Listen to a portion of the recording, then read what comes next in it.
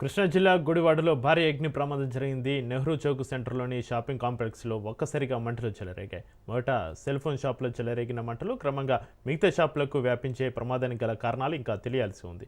తెల్లవారుజామున ప్రమాదం జరగడంతో ప్రాణ నష్టం తప్పింది.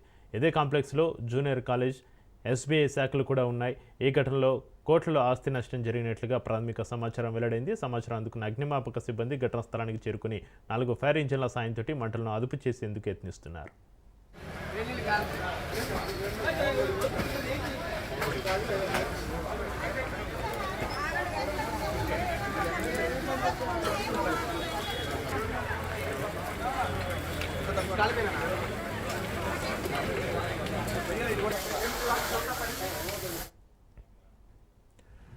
దుకాణంలో వస్త్రాలు, షోరూంలలో ఉన్న ఖరీదైన దుస్తులు, అల్మారాలు, క్యాష్ కౌంటర్లు అన్నీ కాల్పినట్లుగా తెలుస్తుంది. వ్యాపారులు తమకు కోట్ల రూపాయల నష్టం వాటిల్లిందని ఆవేదన వ్యక్తం చేస్తున్నారు.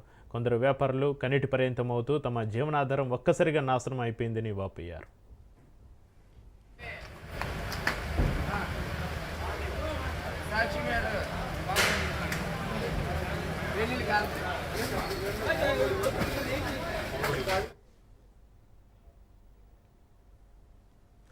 మెస్సీ మేనియాతోటి హైదరాబాద్ ఊగిపోయింది. ఉప్పల్ స్టేడియంలో సింగరేణి